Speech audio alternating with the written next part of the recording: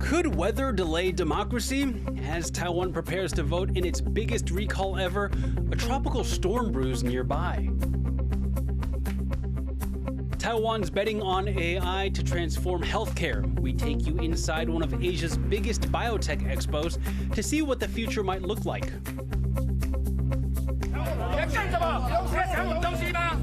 A moment of celebration turned political as tempers fly backstage at the World University Games. Plus, undersea cables keep Taiwan online. We explore how vulnerable they are to sabotage and what can be done to protect them.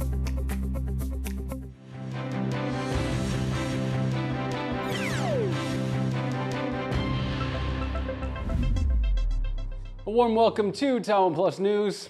I'm Leslie Liao. We begin today with an update on Taiwan's mass recall elections, the first wave of which takes place this Saturday.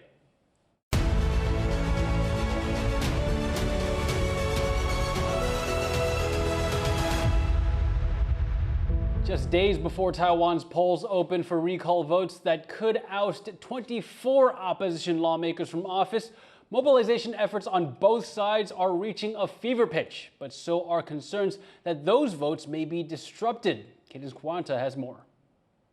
Ahead of mass recall votes that could reshape the balance of power within Taiwan's legislature, concerns are being raised over possible Chinese interference, with Taiwan's Mainland Affairs Council, which manages relations with China, accusing Beijing of trying to influence the vote through hundreds of articles and videos published by Chinese state media.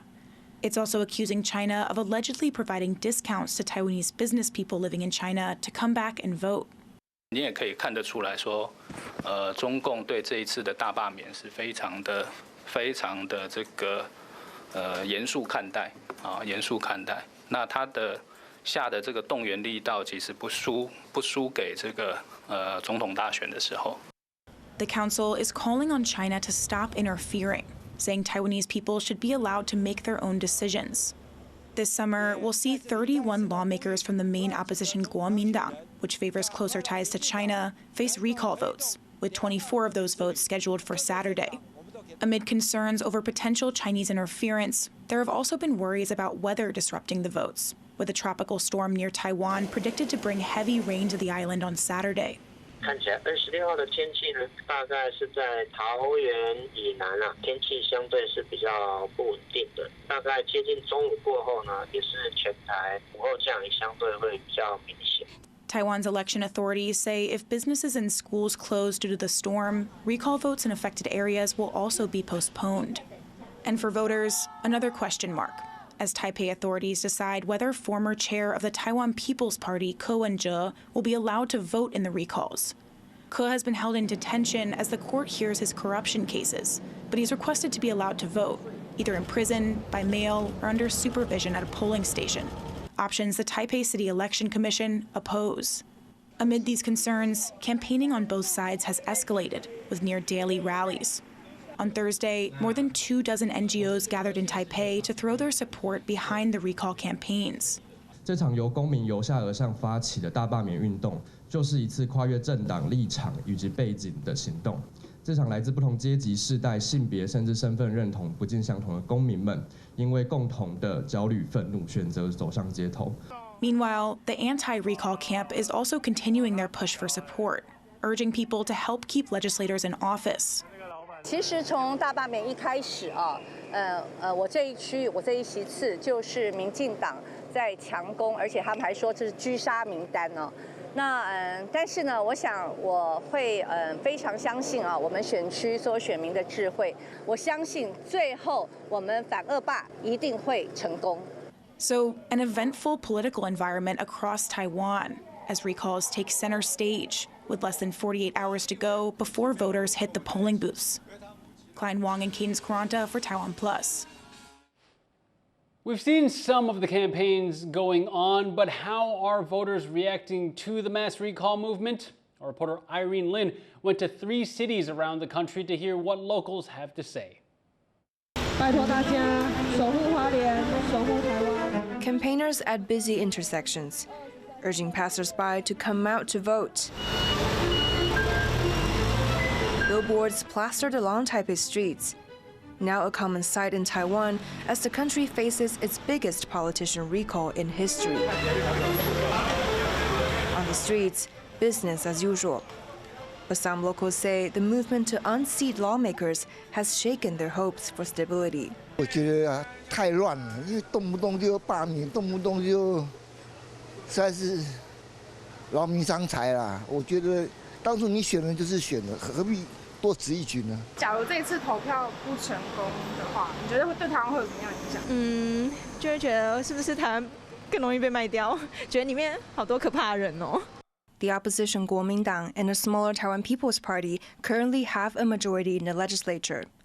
But all 31 lawmakers facing recall this summer are from the KMT, and it would take at least 6 seats for the ruling Democratic Progressive Party to regain legislative control. In cities like Taipei and Taichung, some fear partisan wrangling is disrupting Taiwan's democracy. 这个民主就现在就变成怪怪的，你知道吗？明明是多数要尊重少数，那少数要服从多数，可是现在好像这个社会都被颠倒了。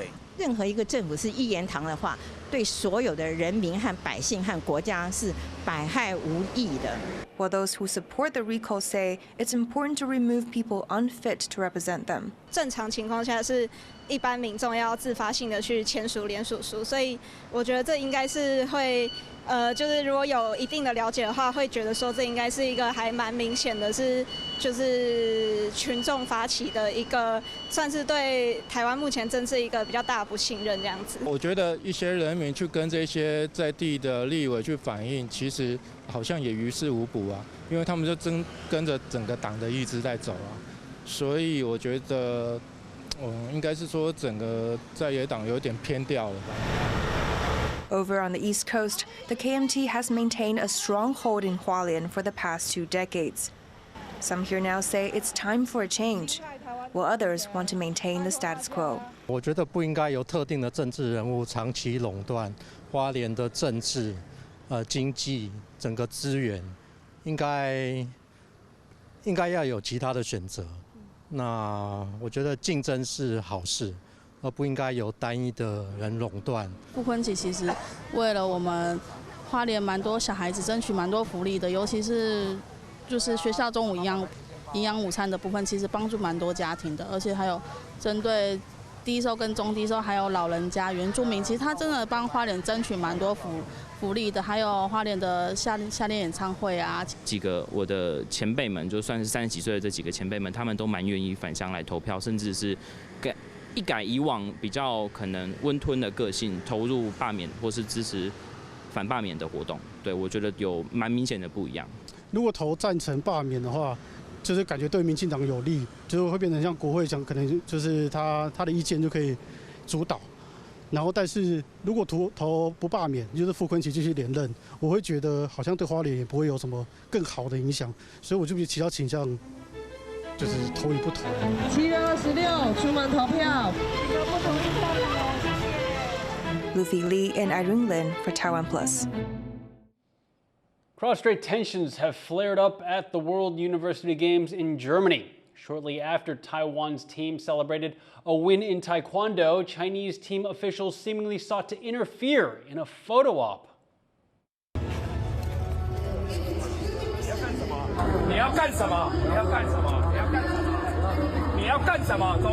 A moment of victory and celebration cut short by confrontation. Taiwan's men's taekwondo team won silver at the 2025 World University Games in Germany. As the medalists posed for a photo, tempers flared when members of China's team approached, seemingly trying to interfere. China and Taiwan have long been at odds politically. Beijing says Taiwan is part of its sovereign territory and suppresses any of Taiwan's attempts to represent itself independently. That's the reason why Taiwan must compete as Chinese Taipei instead of Taiwan at international sporting events like the World University Games. This spat in Germany stems from the same motivations. Chinese officials sought to snatch the Taiwan government's congratulatory message to the winning athletes out of their hands, wanting to see if the document said Chinese Taipei and not Taiwan. 我国男子团体再度获得银牌，中国队又再次前来抢夺我们的贺电。我在这里严厉地谴责中国队这么不明的犯罪行为。 This is not the first time Chinese interference has affected Taiwan at an international sporting event.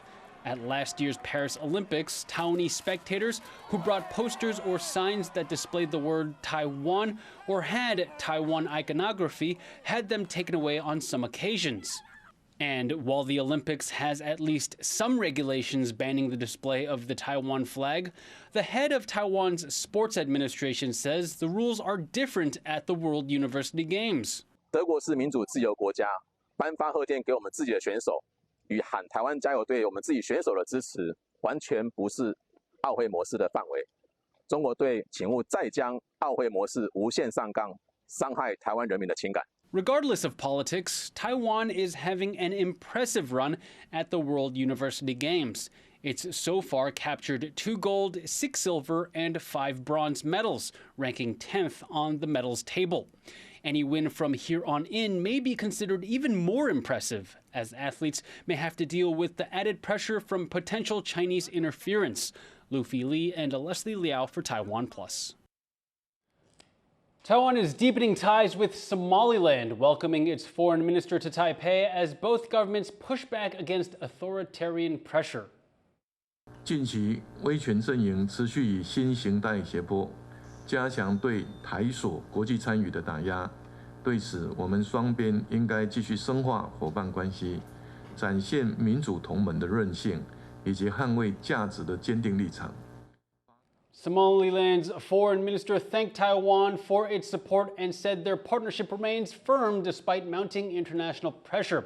The self-governing region declared independence from Somalia in 1991 but is not internationally recognized. Taiwan and Somaliland also signed a Coast Guard cooperation deal, a step forward in maritime collaboration. Taiwan's military continues to expand its drone fleet in response to growing military threats from China. Over the next 2 years, the Defense Ministry aims to acquire 5 more types of commercial-grade drones, totaling nearly 50,000 units, with deliveries expected to be completed by 2027. The use of drones is considered an important element in Taiwan's asymmetric defense strategy, using inexpensive, highly mobile weapons against a much larger threat. More than 90% of Taiwan's internet relies on undersea cables, but a new report from a U.S. cybersecurity firm warns that if conflict breaks out near Taiwan, these cables will be key targets. So how can Taiwan better protect these digital lifelines? Our reporter Alan Liu spoke with maritime warfare analyst Huang Zongding to find out. The report says that when the cross-strait tensions rise, China is likely to block repair ships from fixing damaged undersea infrastructure like communication cables. How likely do you think that would happen? 我觉得非常有可能发生。那主要基于中共它这个长期以来的所谓围点打援的战略哈。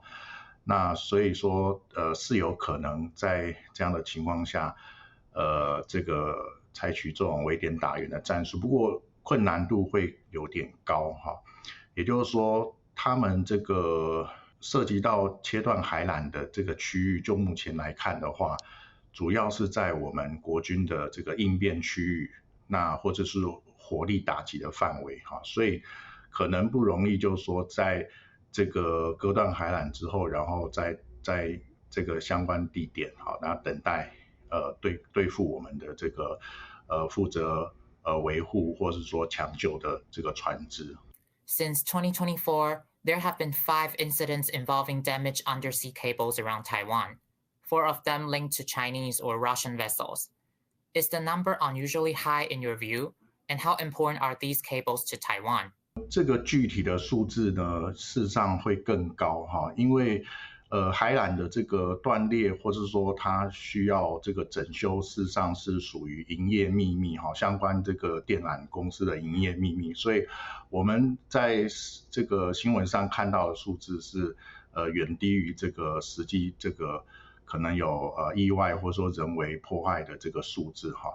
那这个海缆被割断的这个它的问题的严重性是反映在说这海缆它肩负着台湾内外的包括语音资料啊，相关的数位讯息的传输，那一旦就是说被中国切断，或是说透过可能水下无人机它截取或者说窃取相关这个海缆的这个资讯的话呢，那会对我们实质上的这个国安造成冲击。What can Taiwan do to make its undersea cable infrastructure more resilient?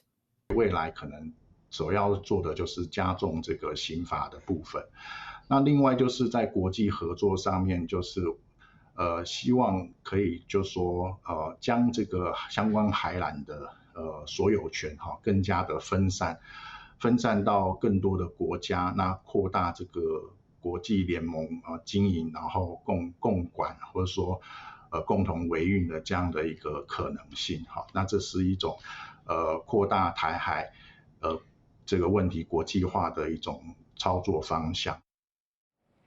That was maritime warfare expert Huang Zongding. U.S. President Donald Trump has signed 3 executive orders on artificial intelligence, vowing the U.S. will take the lead in the AI race. America is the country that started the AI race, and as President of the United States, I'm here today to declare that America is going to win it. The orders are part of his administration's AI action plan, which is aimed at leveraging the country's advantages in the field. They include loosening environmental regulations, setting rules on chip exports, and addressing political bias in AI technologies. The plan also focuses on reducing AI-related red tape, speeding up permits and energy access for data centers and semiconductor fabs, and encouraging other countries to adopt U.S. AI technology over that from China. The medical industry is the latest field where Taiwan is pushing to leverage its AI power to become a global player, a goal on display at Taipei's leading medical industry trade show, BioAsia. As Chris Gorn reports, while AI is getting a big push from the government, researchers say professionals still need to be careful. Taiwan's AI ambitions are reaching into healthcare, and that's clear here at BioAsia in Taipei, one of the world's largest healthcare industry events. Companies from across the sector have put their innovations on display here. That includes medical devices, a sizable industry in Taiwan, worth about $5 billion annually. It also got a boost during the COVID-19 pandemic thanks to higher demand and supply chain disruptions in China. Companies here not only manufacture these big machines, but some also offer virtual training on how to use them without having to enter a clean room. But Taiwan is best known globally for its computer hardware and crucial role in AI supply chains. Now, the government is betting that strength will help propel it into the future of healthcare. 因应这样的先进的发展，我们在资通讯、人工智慧、大数据等等科技日渐进步底下，生技产业也朝向多元化、智慧化来做发展。 Taiwan's cabinet recently proposed a more than $3 billion AI plan. That includes funds for medical projects. And researchers here say AI has enormous potential to accelerate medical breakthroughs. AI is particularly useful when we do not know exactly what we're trying to analyze. And then it could integrate all the information and tell us what is most interpretable as informative features. We use it in drug development, target identification. But they also say AI-assisted research still requires caution. If you're really using modern AI, then trying to get answers out means pushing yourself to the forefront of technology and asking, how can you reverse engineer what an AI algorithm was doing? So transparency of the data as well as the algorithm is important for verification. So with official backing and a leg up from AI, Taiwan is hoping to sharpen its biotech prowess and maybe save some lives along the way. Yisun Chun and Chris Gorin in Taipei for TaiwanPlus. Coming up after the break, peace talks between Moscow and Kyiv make limited progress as anti-corruption protests erupt across Ukraine.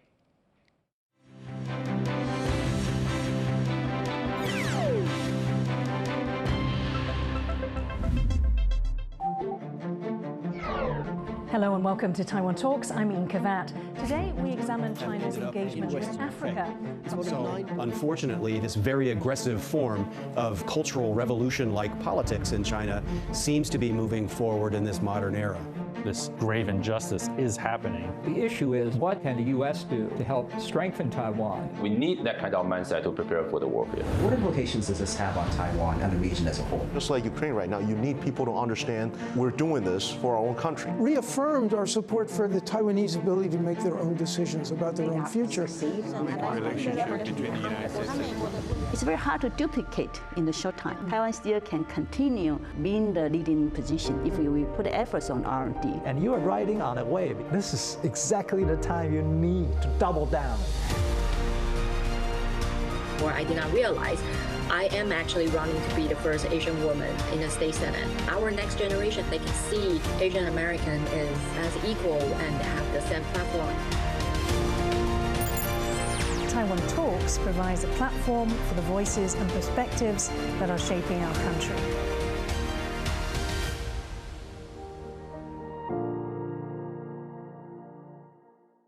For more stories from Taiwan, around the world, and in front of a World War II-era aircraft carrier, please download the TaiwanPlus app.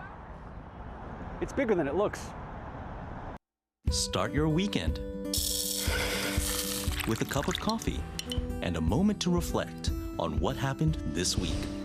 Hello and welcome. We've got you covered, from defense and politics to high tech and the arts. Not just to Taiwan. The whole world is watching. You make the coffee, we make the news. Here's what happened on TaiwanPlus.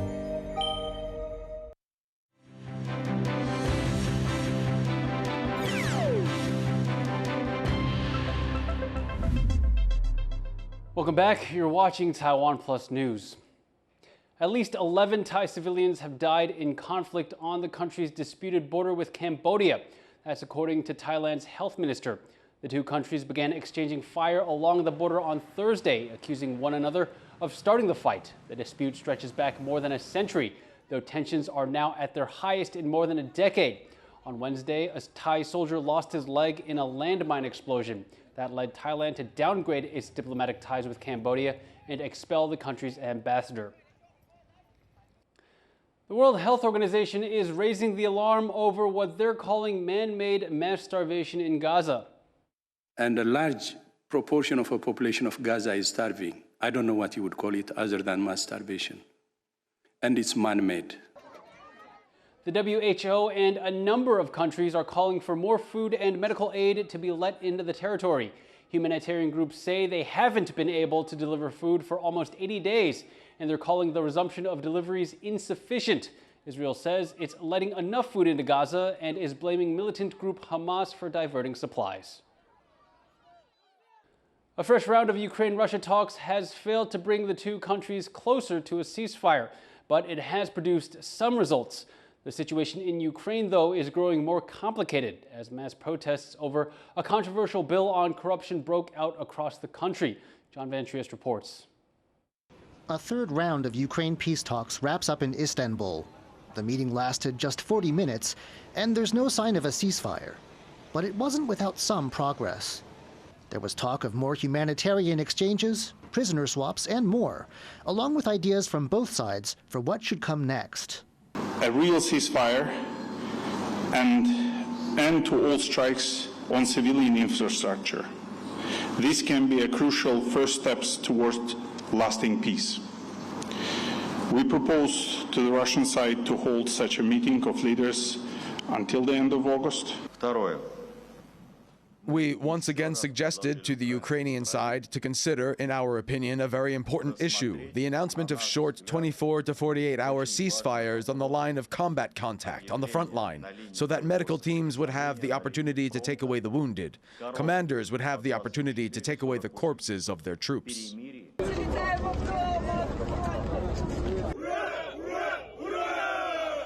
That comes on top of POW swaps that have already seen hundreds heading home. In Ukraine, though, any jubilation is drowned out by anger in the streets. Major protests have broken out across the country for the first time since the war began. At stake is a bill that would put anti-corruption officials under the control of the state-appointed prosecutor general. The protesters see this as endangering the country's struggle against corruption.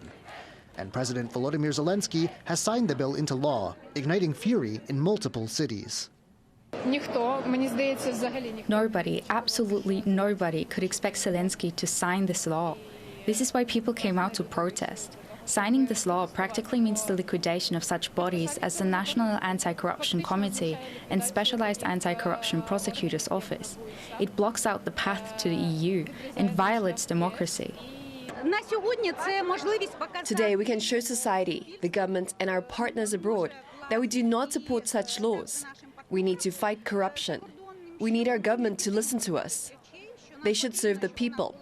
I think it is important for people to come out onto the streets to express this.